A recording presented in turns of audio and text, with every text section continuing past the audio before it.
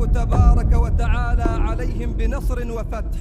أنا سبب تكفير السيوطي هو قوله الغزالي عندي كافر لقوله بوحدة الوجود. I like it when people call me Wahhabi. It means I'm on the right track. We don't know what his aqidah is. I'm back, Obama, and I'm back because of your arrogant phone.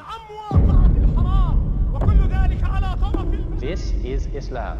That if you're not upon the way of the Salaf, I will say in anybody's face, I'm upon the truth and you're upon falsehood. أشهد أن لا إله إلا الله رسول الله.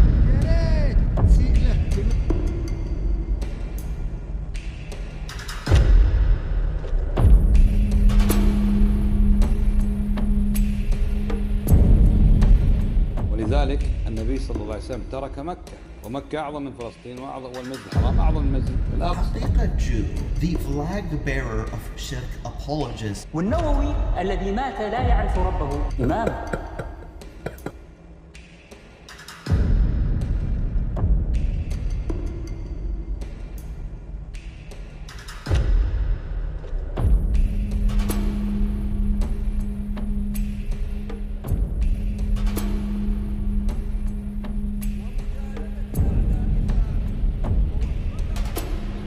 Which is a fancy way of saying That's not what we believe at all when it comes to aqidah.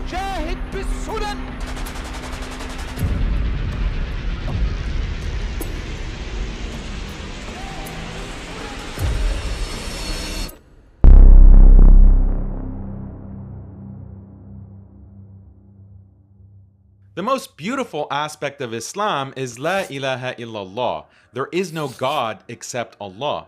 But imagine if I told you that the true meaning of La ilaha illallah is to hate other Muslims. What if I told you the true meaning of La ilaha illallah is to kill other Muslims and take their property and enslave their women? If I told you that, you'd think that I've gone insane, that I'm being a lunatic. You might even accuse me of being an ISIS terrorist. What may shock you is that historically there have been Muslims who believed the central meaning of La ilaha illallah is to hate and kill Muslims. This was actually the first deviant group in the history of Islam. They were known as the Khawarij. What made the Khawarij so bad is that they declared the companions of the Prophet ﷺ to be disbelievers. They also fought and killed the companions of the Prophet ﷺ due to their extreme fanaticism. What's interesting is that the Prophet ﷺ warned us of the danger of this group. One day, the Prophet ﷺ was distributing gold to different tribes. One man named Dhul Khuwaisira was not happy with the Prophet's distribution, so he told the Prophet ﷺ to fear Allah. Imagine, this is a person who thinks he's more just and more moral than the Prophet ﷺ. The Prophet foretold the future of that man. The Prophet ﷺ told us in a Sahih Hadith, among the offspring of this man will be some who will recite the Quran, but the Quran will not reach beyond their throats, meaning they'll recite like parrots and will not understand it nor act on it. And they'll renegade from the religion as an arrow goes through the body of a hunted animal. They'll kill the Muslims but will not disturb the idolaters. If I should live up to their time, I'll kill them as the people of Ad were killed, meaning I'll kill all of them. Now that's a dire warning from the Prophet ﷺ, but who are these people? Scholars have identified them and labeled them the Khawarij. Now fast forward 1400 years. Post October 7th, we've seen the strange rise of the Muslim Zionists, also known as the Madkhalis. These are Muslims who shockingly have again and again sided with Israel against the Palestinians. While the entire Muslim Ummah is shedding tears of grief for Palestine, these Madkhalis are calling for normalization with Israel. While the entire Ummah is boycotting pro-Israel companies like Starbucks and McDonald's. You know, I love Starbucks today. Starbucks.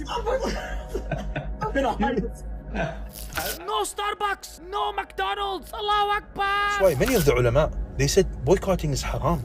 these people have declared boycotting Israel is haram. Boycotting is haram. But the most offensive claim that they've made is this: if the choice is between Israel and Palestine, Muslims should not prefer Palestinians, and maybe even they should side with Israel.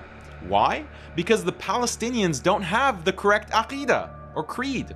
They've fallen into deviance and even polytheism. Jews, as people of the book, are comparable or perhaps even better than these grave worshipping Palestinian polytheists. Open shirk. They do shirk, but don't say they did. So the other Palestinians committing shirk then? Yeah, there are a lot of Muslims doing shirk, doing graves. They worship graves openly. There's a graves, Habibi. About the normalization, the treaty that happened between the UAE and Israel. Treaties and relationships, political relationships with one country to another, this is the responsibility of not us, of the ruler. How do Palestinians handle betrayal of Saudi and UAE with Israel? There is no betrayal. We're supporting Palestinians all the way. The betrayal is happening from the Palestinians themselves, actually. Sorry. Hamas is a hizb, is a cult of people that conspire and work along with the Shia, and they work along with Ikhwan al-Muslimin, and they work along with any type of nonsense. ولذلك النبي صلى الله عليه وسلم ترك مكة ومكة أعظم من فلسطين والمسجد الحرام أعظم من المسجد الأقصى. Now, most of you will immediately be repulsed by all this, and you'll wonder, how could any Muslim have this much animosity towards his fellow Muslims? How could any Muslim side with non-Muslim oppressors against other Muslims? But this is nothing more than the ugly horns of Kharijism, once again stabbing the Ummah in the back. Once again, this is the Khariji mindset that believes that truly accepting La ilaha illallah means hating other Muslims, in this case, the Palestinians. What's the source of this neo-Kharijism we see today? The most shocking thing that I found out while looking for that answer is that it all comes down to just one man. How is that possible? How does one solitary man who lived over 200 years ago radically distort the religious understanding of so many Muslims today? In trying to find the answer to this question, I realized that it's not just Medkhalis who are the problem. Medkhalis are just one group of this man's followers. Maybe the best way to visualize this is like a tree. Let's call this the Salafi tree.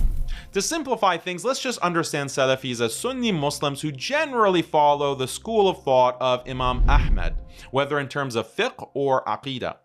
Yes, I know that's very simplified, but bear with me. Needless to say, I have a lot of respect for Imam Ahmad, as do all Sunnis. A sub-branch of Salafis adhere closely to the teachings of one particular Hanbali scholar named Ibn Taymiyyah. Most Sunnis and Salafis also respect Ibn Taymiyyah, even if they don't 100% agree with all his opinions. But stemming from this Ibn Taymiyyah branch, this is where our main character comes in. His main beliefs, however, diverge dramatically from those of Ibn Taymiyyah and Imam Ahmad, in particular regarding sectarianism and hatred towards other Muslims. It's out of this branch that you get not only the Medkhalis, other sectarian Salafis, but also ISIS.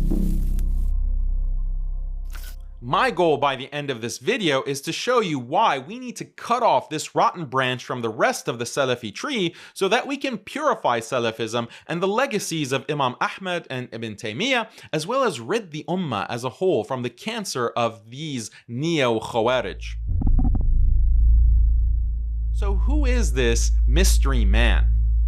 It's none other than 18th century reformer Muhammad ibn Abdul Wahhab. Ibn Abdul Wahhab is a very polarizing figure. Many hate him and consider him a Khariji deviant and the forefather of ISIS. Many others consider him Shaykh al-Islam. But what is the truth? Before we go any further, I have a confession to make. I never took hate against Ibn Abdul Wahhab seriously. I had thought it was all an exaggeration.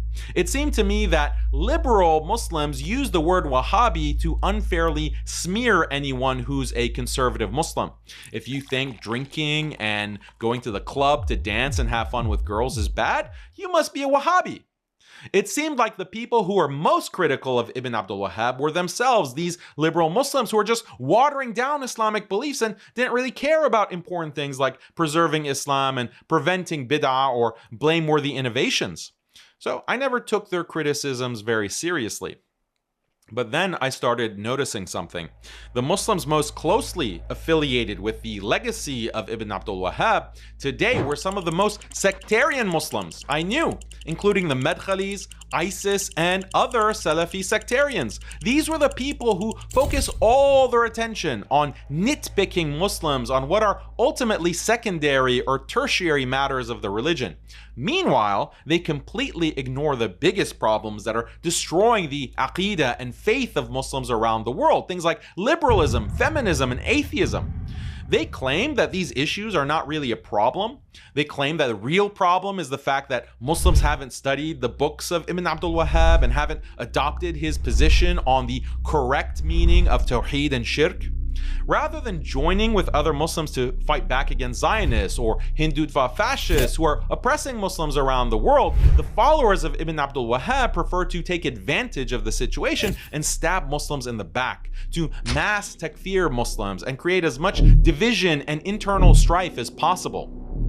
As we'll see, backstabbing is a recurring pattern with this group. And again, it's not just the Madkhalis who do all this. Madkhalis are only a symptom of a much deeper destructive problem.